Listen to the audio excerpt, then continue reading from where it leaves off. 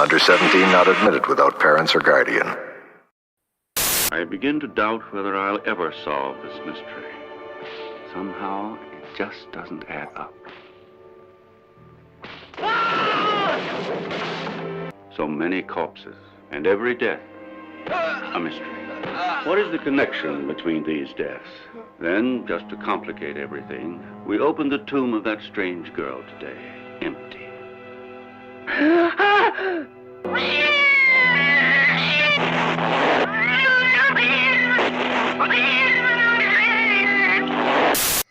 And then we open the tomb of that girl, and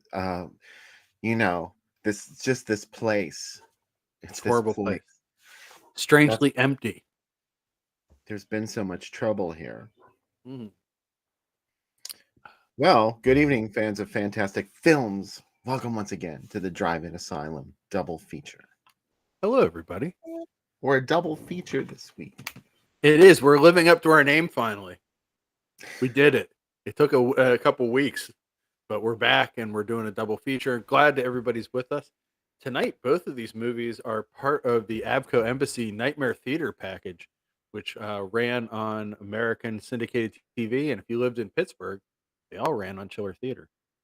We've shown a few of these movies already, but I'm excited to show these two, maybe most especially because the director of this first movie is Joe D'Amato. And this was the first movie he used his real name on, because he really felt encouraged by the fact that he thought that he wrote the script. He thought that it was going to be a high quality movie. Jury's out maybe on that. I like it. And it is. Yeah, I think it is. And also that Klaus Kinski and Uwe Allen are in it. And he used his real name, Aristide Meshazesi. Hopefully I'm pronouncing that right. If you know anything about Joe D'Amato, he has over 100 different names that he used, sometimes often in the same film, because he did almost everything himself. He was his own cinematographer. Sometimes he wrote the scripts, often produced it. If you've ever seen a Film Mirage movie, that's a Joe D'Amato produced movie.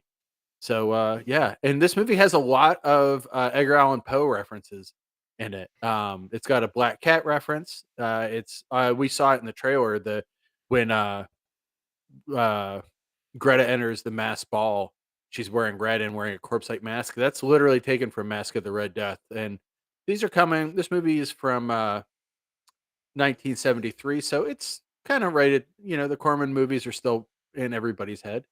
So yeah. And this movie gets compared, maybe just because Kinski's in it, but to Venus and Furs because it has some strange, like lyrical moments in it. And it was originally called Seven Strange Corpses.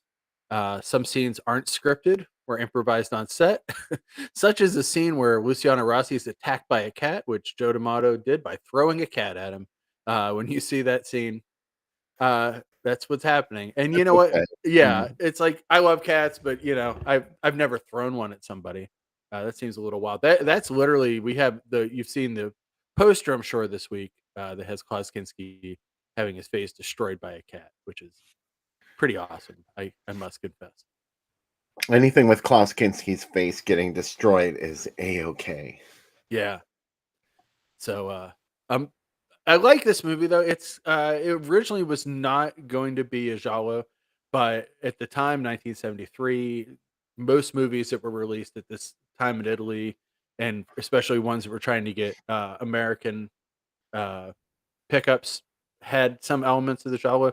This feels a little more like a gothic to me, but it's a pretty wild story, and I'm really excited to watch it again.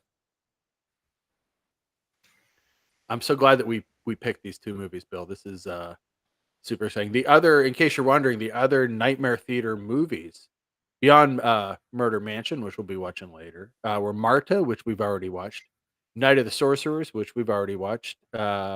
We haven't shown Fury of the Wolfman yet, have we? I don't think. No, we have not. Have we shown Hatchet for the Honeymoon? I don't think we've shown that either. Yes. Oh, we have? Okay. We did that one. We did that. Okay.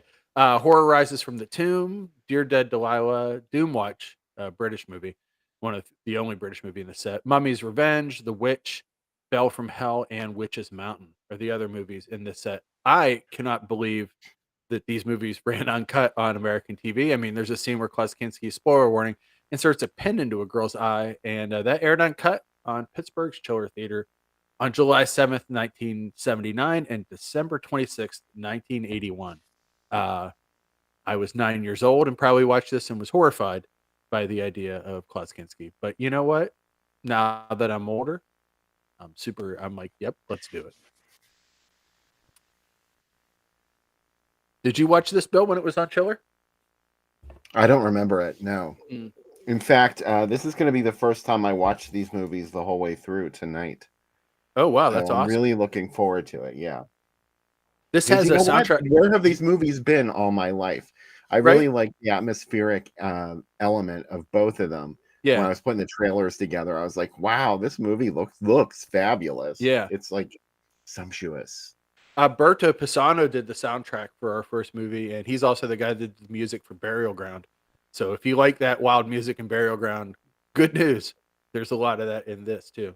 If you like the sound of an AM radio and you can't quite tune in a station, Yeah. you're gonna be happy. Ua Allen, who is the lead in this, the female lead in this, has a pretty crazy career. She started. One of her neighbors was making a short and chose her to be in it. She won a beauty contest, and one of the prizes was an Italian film contract.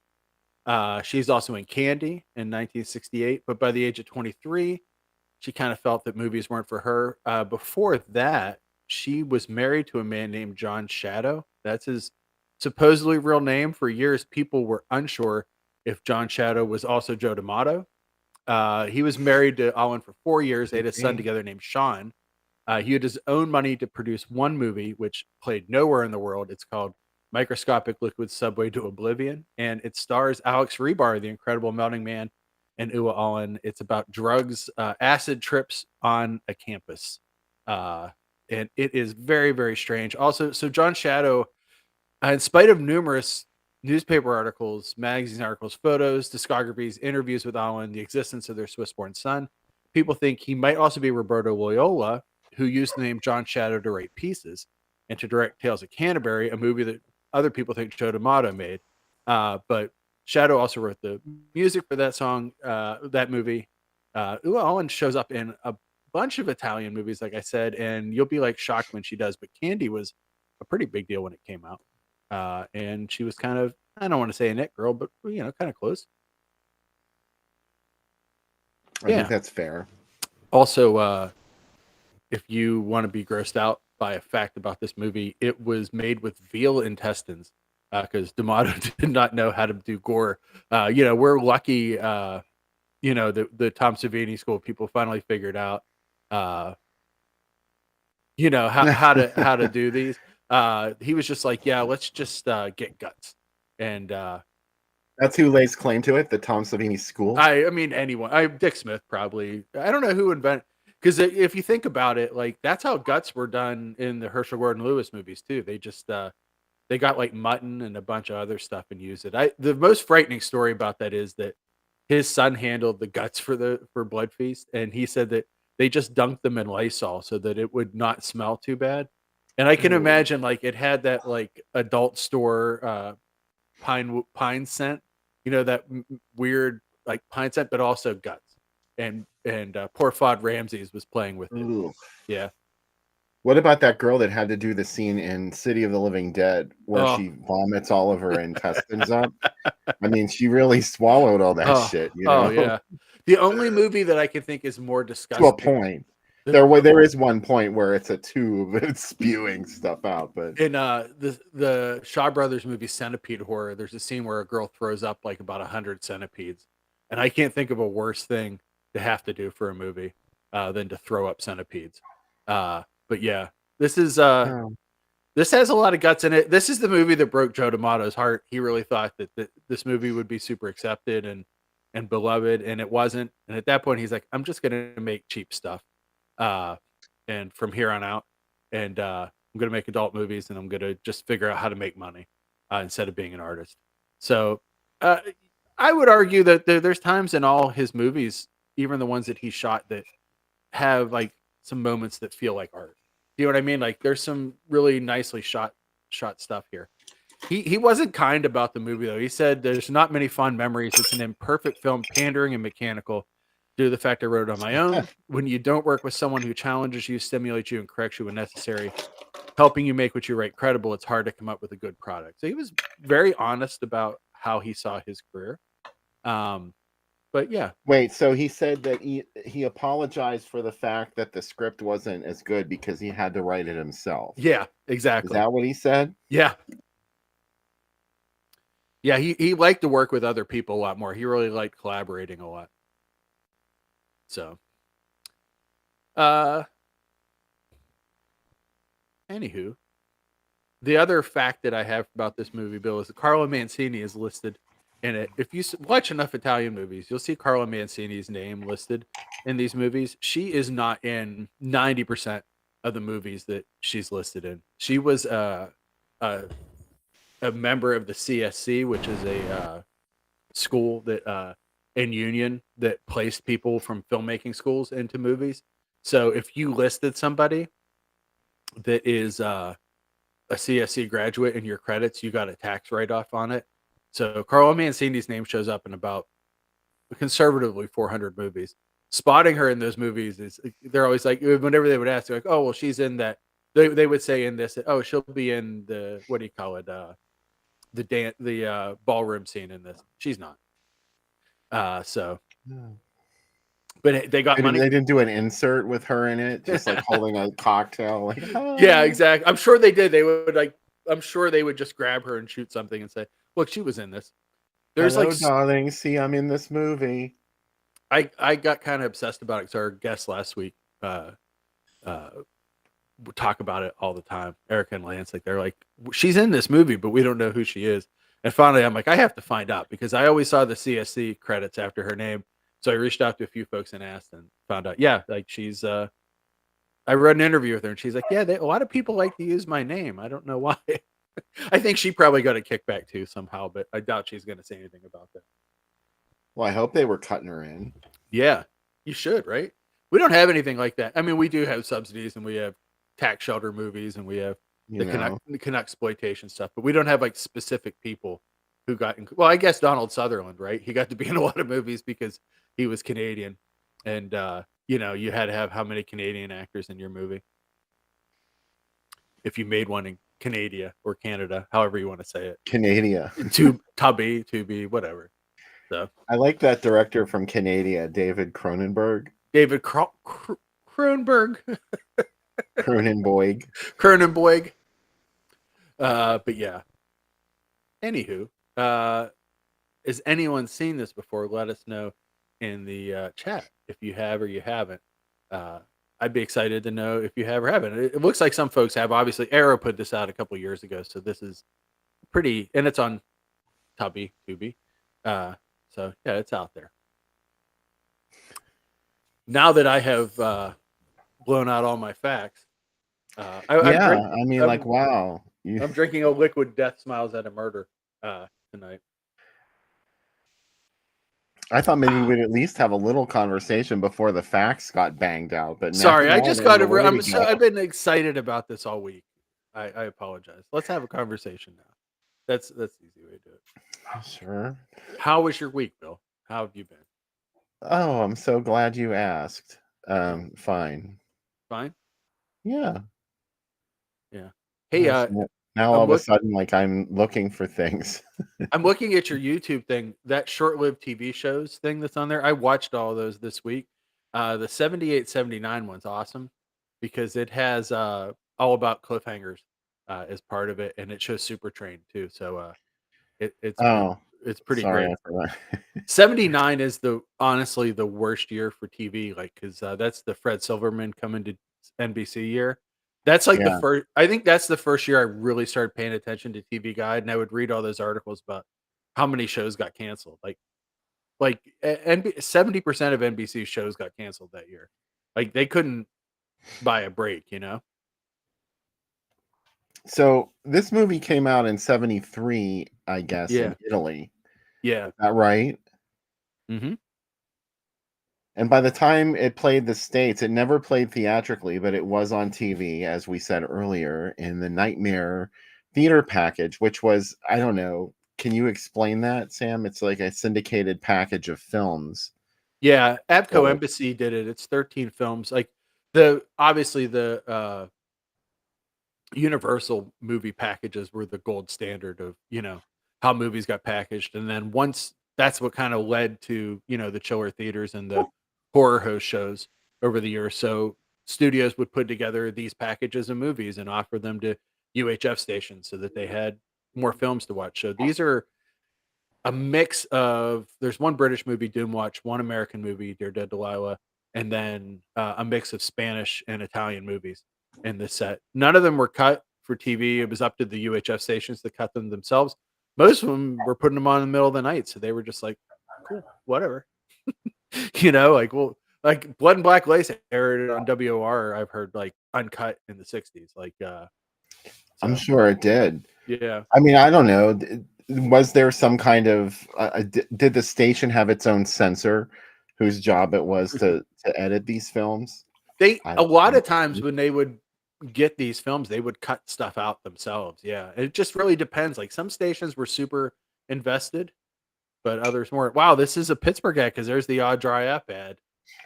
Yeah. That place still has, out in South Hill, still has that sign, Bill, on the side of their building. Are you going to bed with that drip again? Yeah. Remember that one? Yes, I do. I am actually. The basement's still getting worked on. This is from August of 1976, which seems to be when this film debuted on US TV. Possibly. Yeah. Actually, February of 76, I think, is when it first was broadcast. Oh, no, wait, no, I'm contradicting myself more and more and more. May 30th, 1975. Aha. I like how is you when the you first cut time it this to played. get John Saxon's name on the top left. Of course. My eyes went right to it.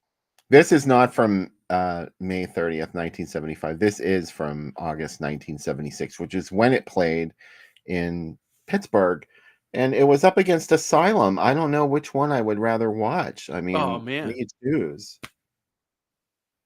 Young doctor's capability to handle insane are tested. I guess that's what Asylum's about. Yeah.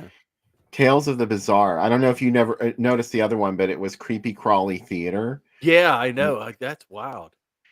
Tales of the Bizarre. Oh, and Mary Don't Hartman. ask me. Would you watch Mary Hartman, or I this? only well, that was like adult humor, and I Yeah. didn't really get it. Oh, But I it loved it. was always on like before something that I was watching late at night.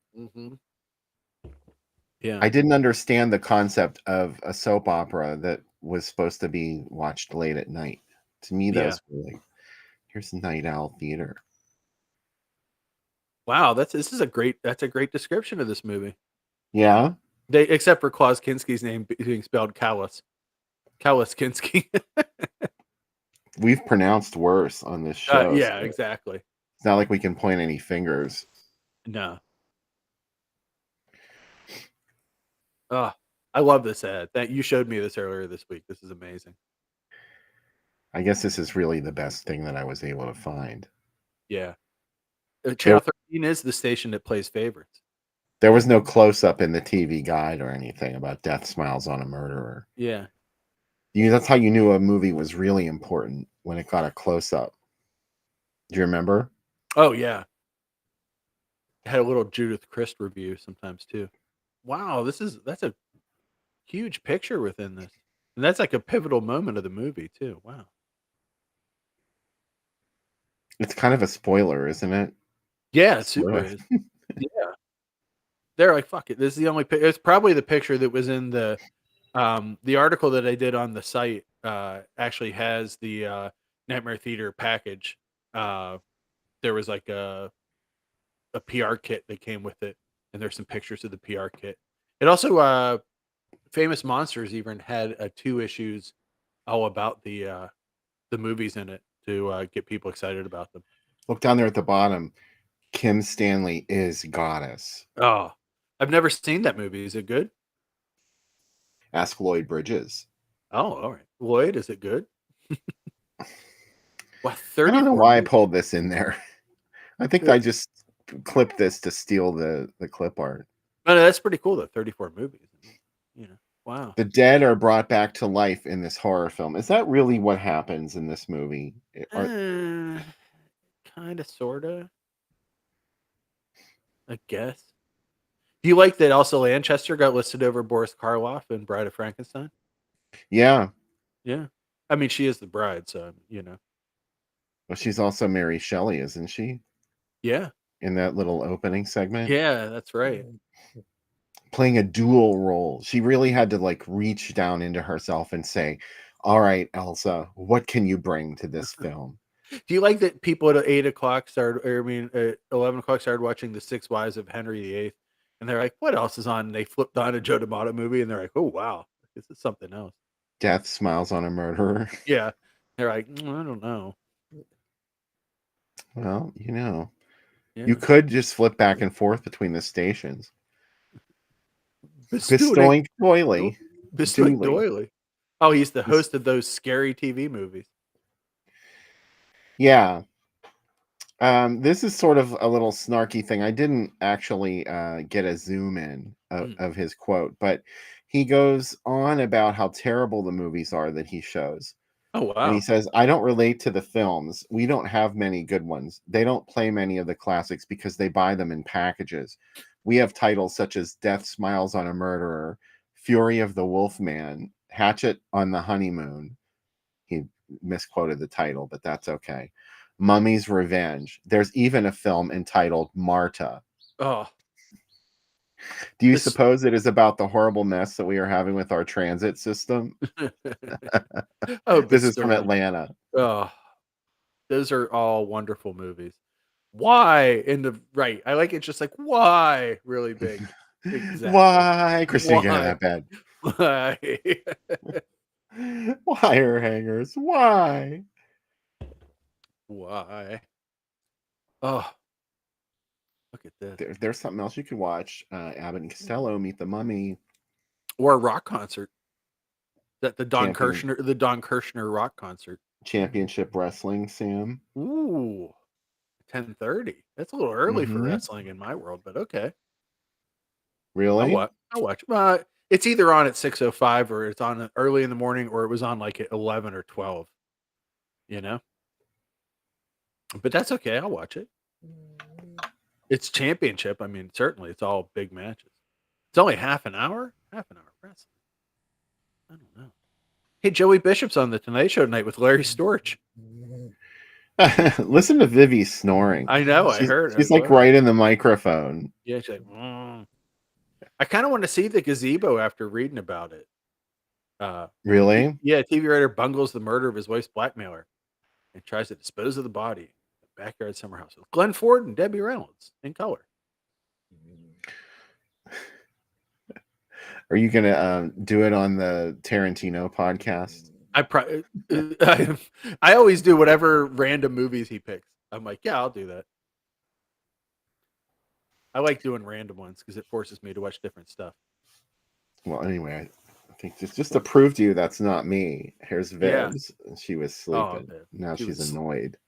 Yeah, she's like, oh, I've been woken up. Is that a new shirt, Bill? Different design? This is a Stolen Stitches.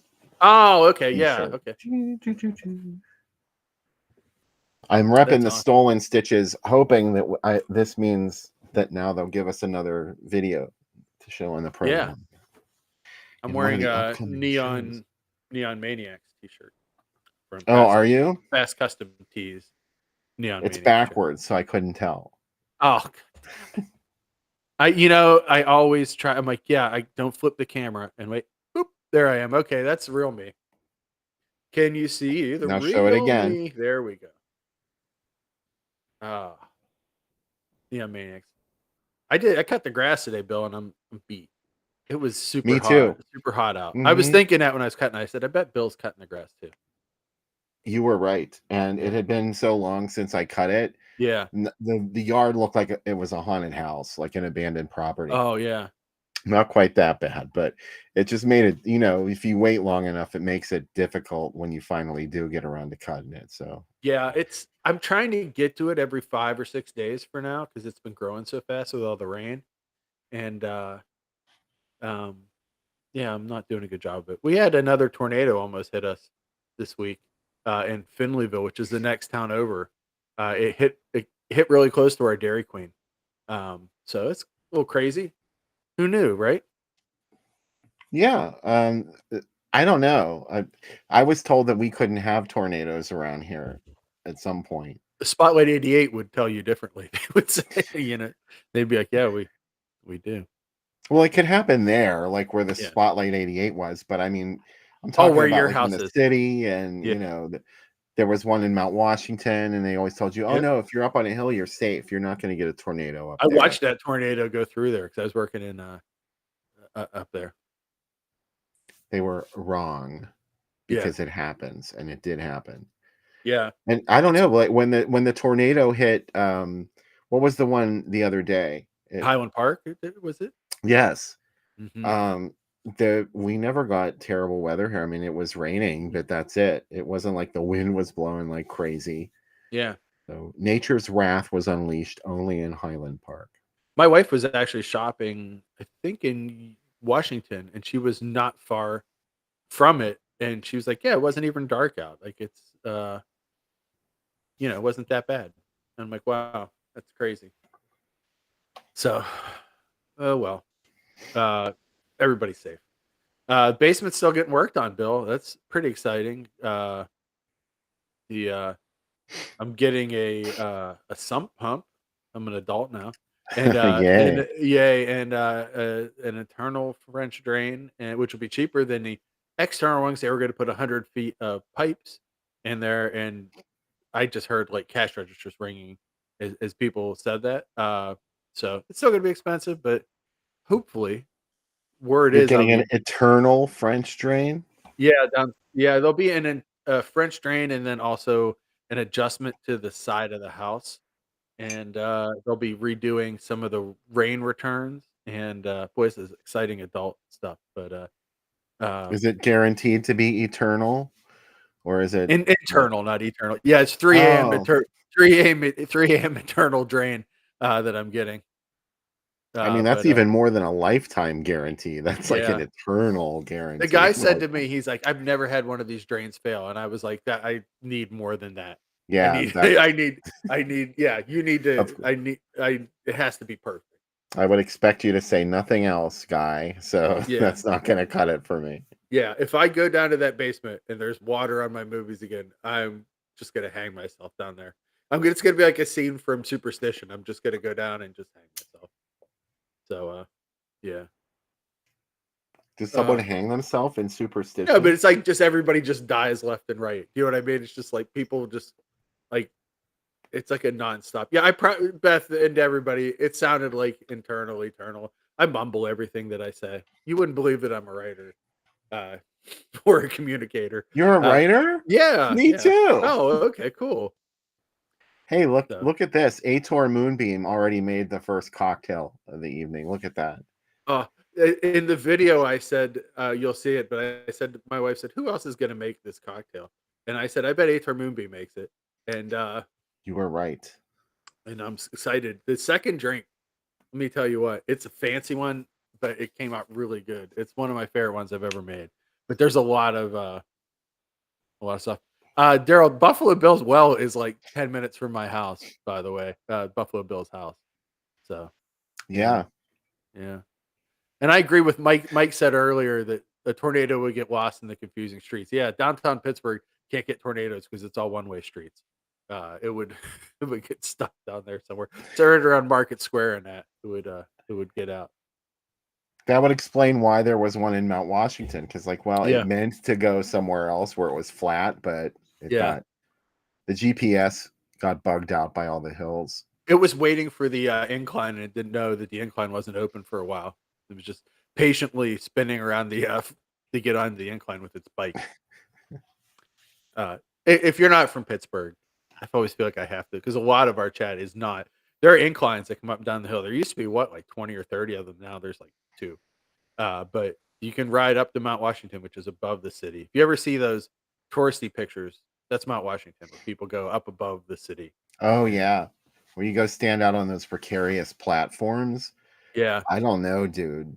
I no, mean, like, I I look at houses up there. There's that one restaurant that's propped up on stilts, oh like at the beach, and I just keep thinking yeah, of Bo Derek's leg. I'm yeah, like, if Orca could knock that thing down and eat Bo Derek's leg, something terrible could happen. You could be having your dinner, the whole thing tilts, and you just slide right out those big glass windows to your doom.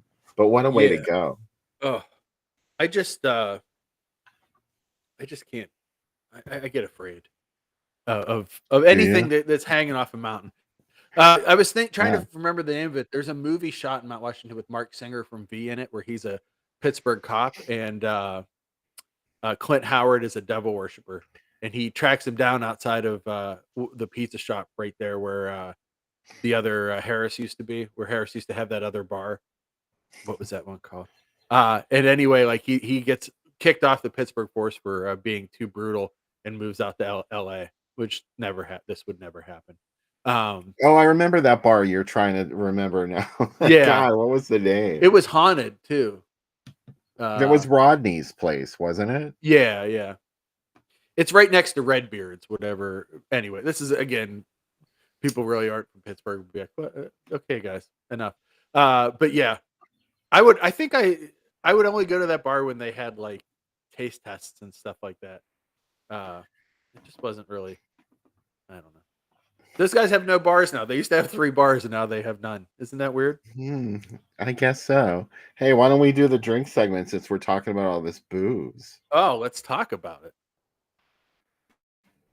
Hi, welcome to the drink video. This is for the first movie, Death Smiles on a Murderer. And this is the Cat Scratch Kinski. It's not a Ted Nugent song. Anyway, what's in it? 1.5 ounces vodka, ounce of Jack Daniels, ounce amaretto, 4 ounces pineapple juice. You're just going to pour it into a glass. You're going to drink it. It's really simple. Do you have a stir? I could. Maybe I'll break another one. Oh, you can't break. You can't break metal. Yeah, you can. Sam Panic will find a way. Like Uri Geller. I can bend this spoon. Okay. Here we go. Here's all the alcohol. There we go. Pull it out. And then a little bit of the pineapple juice. Cat Scratch Kinski. You give me back Scratch Kinski. There we go. Beautiful, isn't it? What an aperitif. Pazuzu to everyone. This is a very complicated drink. This is a fancy Klaus Kinski drink. Enjoy the movie. Pazuzu. I do like pineapple juice. I think it adds a certain. I like tiki drinks, so there's a lot of, and it's easier for people to find than like passion fruit juice or papaya juice and stuff. So I say this in the second drink. I shaved lemons and limes and soaked them in sugar all day. So continually shaking them every 15 minutes for 6 hours. So obviously I'll do almost anything for a drink. Yeah. Hey, I want to get sponsored by Liquid Death. It seems like a good idea for this show. So I'm going to just always keep the can out. So we should be sponsored by somebody. I mean, yeah. Come on. Yeah, this is the Squeeze to Death. It's a grapefruit Liquid Death, which is pretty good. I like their teas, by the way. I don't know if you've had the teas yet, but they're really good. They're only 20 calories, which I appreciate. And one's called Dead Billionaire, and I'm rich racist. I hate rich people. So, yeah, I'm rich racist. Yeah, I am not a fan of. Yeah, not a fan of rich people. Thanks, Sean. Sean said I missed my calling as a cruise ship bartender. Yes, I did. I like Isaac. Bill, I was watching a YouTube video this week, and my brother and I are kind of obsessed with it. There was a Love Boat toy that was literally in the shape of a boat, and it had different rooms for all the crew for the G.I. Joe sized figures. And I kind of want to get the Love Boat for my G.I. Joes and put them into it. I think that they're very expensive though, and it feels like something very expensive for a joke in my toy room. But look for me to get the Love Boat and put Snake Eyes in it before too long. It's too big for a joke in my toy room. Yeah, that's the quote of the evening. Yeah, I'm a grown up. I'm 51. I have a G.I. Joe room. So yeah, the Love Boat and Raw Force, yes, 100%. Sometimes I think about your thing. I do believe you are entitled to what? To your thing. Oh yeah, I thought you meant I was entitled. Yeah. No, I didn't mean you were entitled. I was channeling Judy Pace from Frogs. Oh yeah. They're talking about her chasing butterflies, and she's like, "If that's her thing, I do believe she's entitled." She is entitled. Bill, I tried to watch a new horror movie this week, and it was a bad idea. What was it? Remind me. I saw your post. Imaginary. And why would you do that? I don't know. It was PG-13 too. It's a good idea, right? That like imaginary friends, when you get, what do you call it? When you grow up, they're angry that you've left them behind and they turn evil. Like, that's a good idea. There are a couple good parts in it, but it's like, it just, like, it was like, I don't know what directors of photography and lighting guys are doing now, but it's like so dark sometimes in these scenes. I say this from a room where I look like zombie, my head floating, but everything is so dark in these movies. I'm like, what is happening in this scene? Like, I don't know what's happening. But I also realize that these movies probably aren't for me. You know what I mean? So, what can you do? Yeah, and Tracy brought up, there's a kids movie, If, that's coming out now that's about the same thing. So, yeah. Well, I maybe haven't this is watched. just like a mini resurgence, like those night terror movies that came out in the early 2000s, like The Boogeyman, They. I Yeah. liked They. I thought that was really Yeah. good. And there was another. Darkness Falls. Darkness Yeah. Falls was another one. That was the Tooth Fairy one, I think. Yeah. Paul, what are some great recent horror movies you've seen? And I'll check them out. I would like to know what are some great recent ones so I can Late Night watch with them. the Devil was pretty great, I Yeah, thought. I like Late Night with the Devil a lot. How about, did Had you a see lot I of fun. Saw the TV Glow? I'm not going to watch it. You wait a minute now. You I can't didn't get away. like We're All Going to the World's Fair is one of the worst movies. I know there's people that like it. I really didn't like it. So I'm like, I didn't like it. You are I'll try. I'll tell you refusing. what. I won't be closed-minded. I'll watch it and I'll see what I think. How about that? I'm going to watch You're Abigail refusing. this week. I got Abigail and I haven't watched it yet. So I heard that that's kind of fun. He said Immaculate, Abigail, Late Night with the Devil. Yeah, I have Immaculate and Abigail to watch. So I'm kind of hoping that those are solid. I'm I tired of still movies watch them about though. kids. I don't want Yeah. any more movies about kids.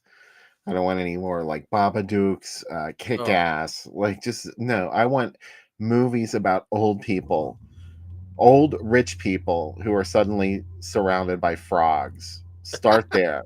on the Go. 4th, would it be on the 4th of July? Would that be the right time for it to happen? It could be. Don't you love that my neighbor decided right now was a good time to turn on this, like, whatever that vehicle is with no muffler? Yeah. Thanks. I did see, obviously, I do like Tubi movies. Yeah, I Killer Body Count. I was just gonna say, David, I just watched it and I loved it. I thought it was really good. It's from the same director that did the Slumber Party Massacre remake, and she also did the Banana Splits movie. And I really liked it. It's Bill. It's about a girl gets busted fooling around with a guy in a Catholic church storage room, and the priest and her father send her to a camp to pray away her promiscuity with Oh, a whole bunch of other boys and girls that are all there. And of course, if you put 12 horny kids in a camp, what do you think's going to happen? But there's a devil masked serial killer in the woods, and he only kills people that have orgasms. I have taken that skin and rank challenge, my friend. I did not, but that's okay. It's not it's a for no me. to Skinamarink. Yeah, I didn't like the skin and rank, but it's Becca was like watching it, and she was like, "Let me know when something happens," and I said, "Cool." And then she got really mad at me because I made her watch it. She was like, I was all excited about it. And she was like, anytime I want to make her mad, I'd be like, "Do you want to watch Skin and Rink again?" And she gets insane upset about it. But yeah, I if you, love it when she gets mad that you made her watch oh, things. It I happens know, a and lot. I know, and I'm like, I watch a lot of uh killer TV for her. Do you know what I mean? True crime stuff for her, and a lot of times too, like she's got like if she's tired, she's got like a good 20 or 30 minutes, where she's like half awake and falls asleep. So I've watched a lot of these shows like 4 times. You know what I mean? To get through it. And I'm like, okay, like I know, and Bill, as well as I, like 2020 repeats the same stuff. every time. Like you'll hear the same line like 5 times, and I'm like, I get it. You have an hour and a half to tell this story, but yeah.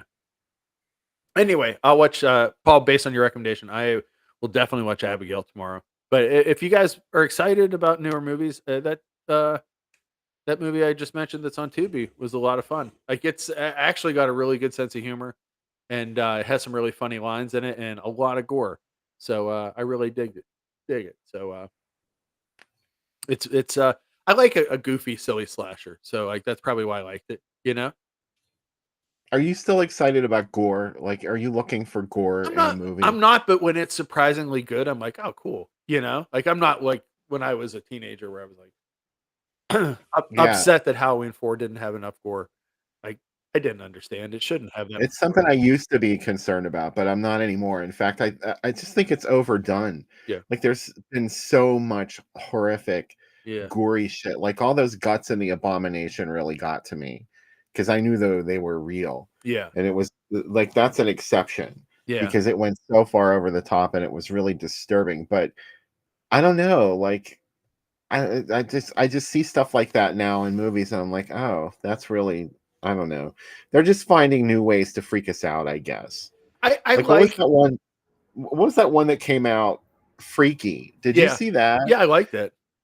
Freaky was pretty good, and there was that one death that really disturbed me where she shoved her in the cryogenic chamber and turned it on. Yeah. She froze to death because when they found her, she's like standing there with her phone, like she was trying to call somebody. Yeah. I don't know. It was a 300 below zero. It went down to. I was like, "Ooh, that's Yeah. cold." Yeah. Uh I don't know. There I say that I don't watch a lot of modern and then I watch every Tubi original. So what do I know? I like junk. There's another Tubi original that was on this week where a woman wakes up in the hospital and she has a baby and she doesn't remember having it. Um, that's all I need. Like, tell me that's the plot. I'm like, yeah, that's awesome. Invasive was pretty good. That was on there too. I dug that. There's been some good ones.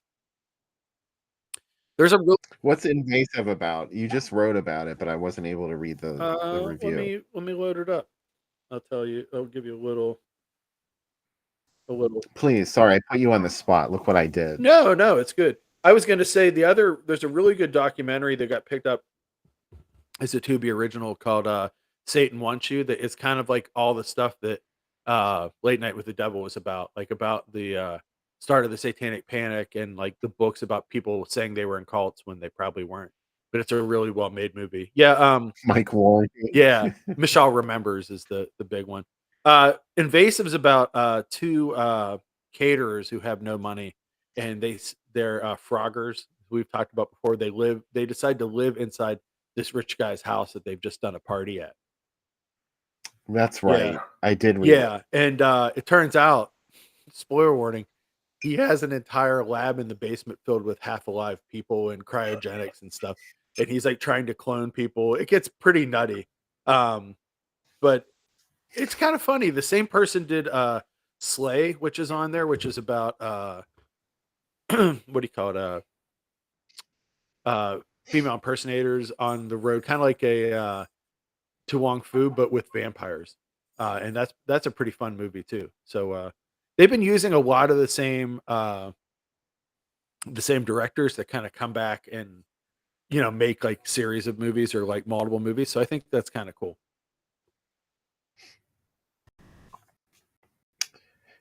Yeah, I mean, I just want to say I'm not trying to be down on new movies, Yeah, and I know that horror is a constantly. I'm assuming we're talking about horror movies. yeah, It's a constantly changing genre. The things that frighten people change from decade to decade. So, it's what's scary when in the 70s isn't necessarily so scary now. That's the one thing that bothers me about new movies is how obsessed they are with franchise horror. yeah. And I mean, no offense, I know Becca would hate me saying this, but like the Halloween movies, like just don't make any more. They're just not. They're not good anymore. But some people like them. That's just how I feel, Well, it's and speaking of like that's my only problem The with new Strangers came movies. out this weekend. I don't know if anyone realizes it came out, but it did. The remake, and Rennie Harlan directed it. There's three of them. Uh, The first one is literally the same. I've heard, I haven't seen it yet. The same as the first movie, but it explains why they do what they do. And the whole point, Oh, of yeah, course. yeah, and the whole point of the strangers is that like just you were home like the end of the movie that it's all about Mm. no reason. So it's like, do we need three of those? Rennie Harlan keeps getting to make movies though. I mean, post Cutthroat Island that would ruin most people's careers, and nope, he's like, I'm gonna make three strangers movies. He made Ford Fairlane too. Uh, he's had some interesting films on his list.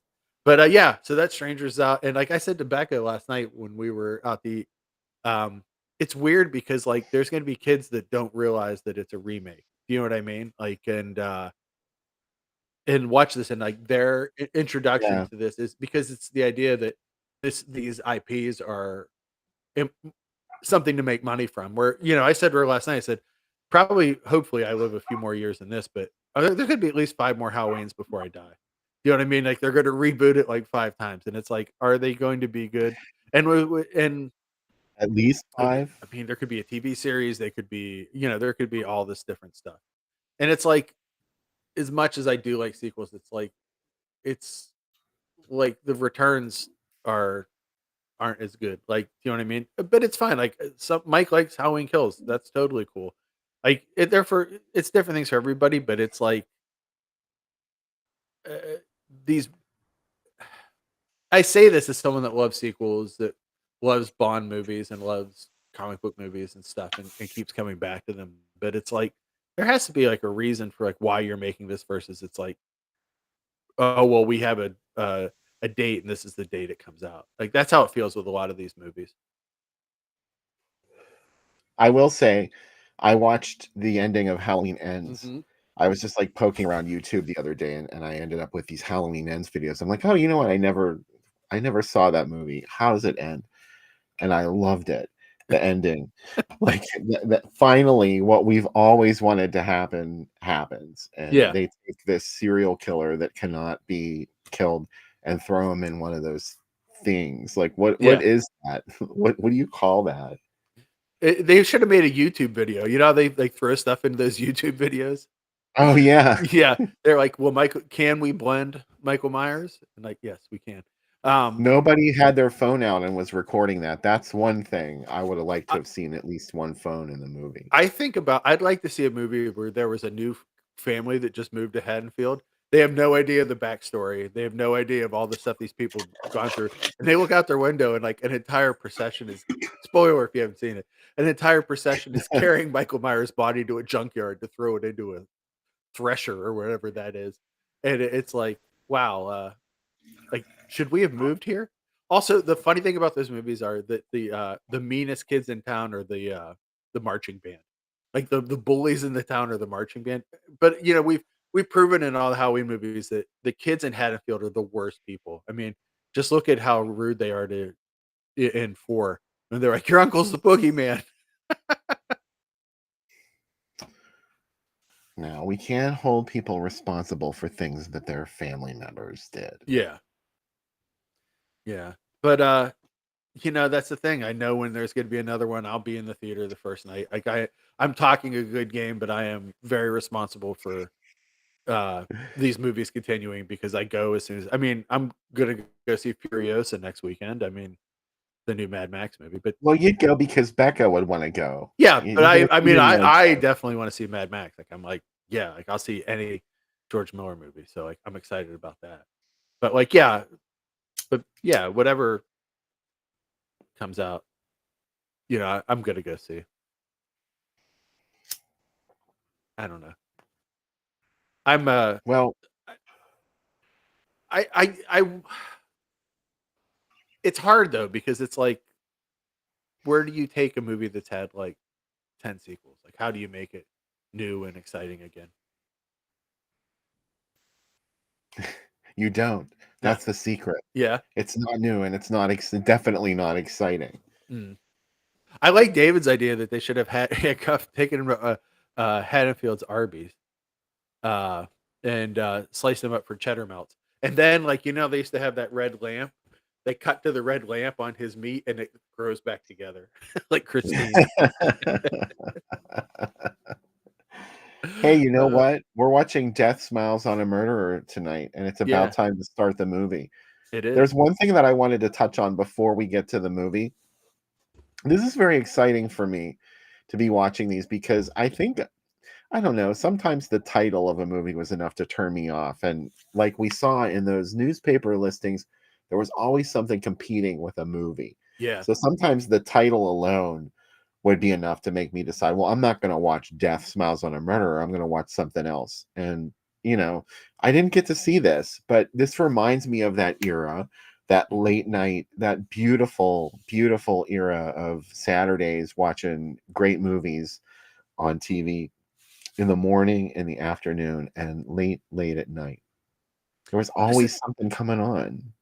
that's what why I look forward to doing this show because like I think it's like we're trying to bring that to have like our own little pocket of that, if you will, our own little world of that. And so hopefully the movies we pick for you guys do get you excited like that. You enjoy them in the same way that we would whenever, today you can always Yeah. look them up on the internet and learn all about them if you don't know what's coming next. But Well, these were little movies to me. Like yeah, they didn't have names in the title, like Creature from the Black Lagoon. So yeah, stuff like Hatchet for a Honeymoon, Marta, like all of these nightmare theater package films, they didn't have many of them didn't anyway. Fury the Wolfman, I did watch.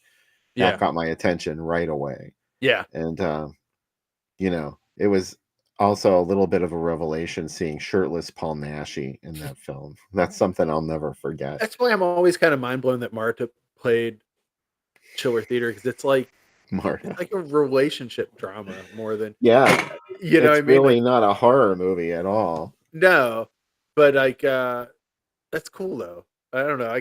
I think if I saw it as a kid, I would have been bored. But as an adult, I'm like, wow, like I really like this. Obviously, I talk about it all the time.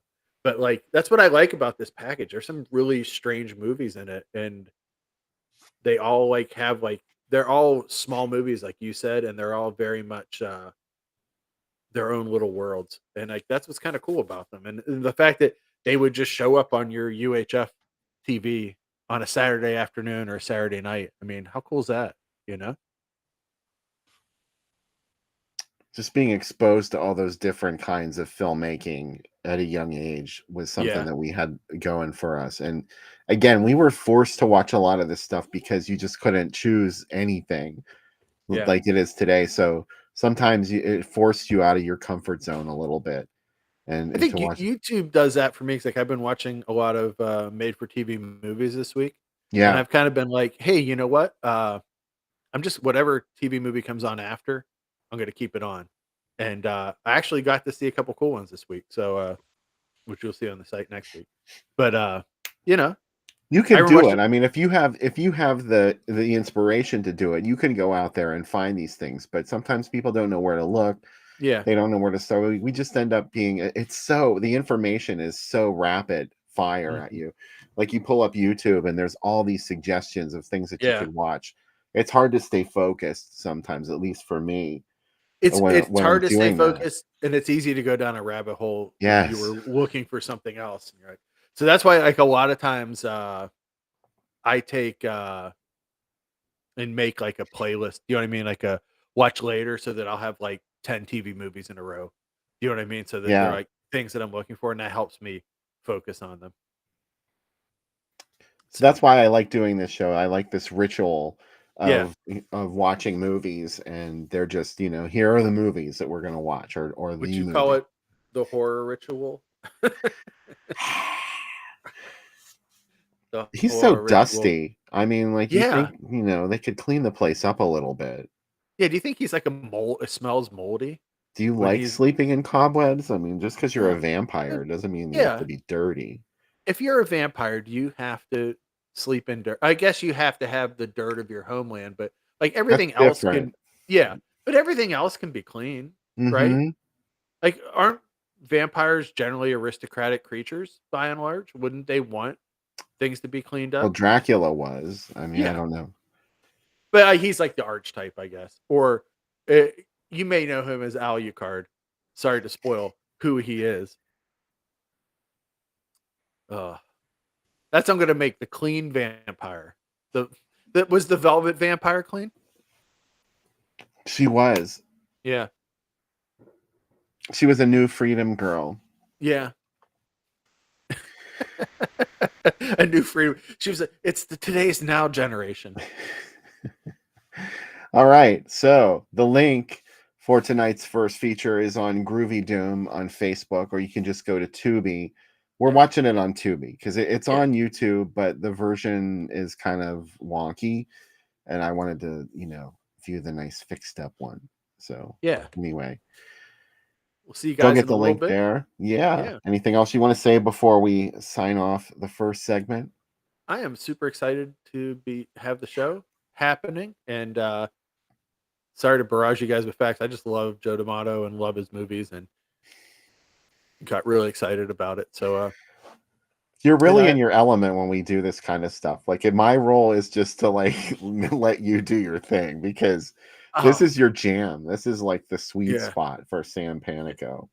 it is.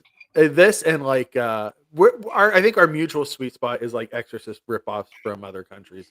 It's usually like we can both talk a lot about those. We're like, yeah, like that's or like animal attack movies. We're usually in the same boat on that.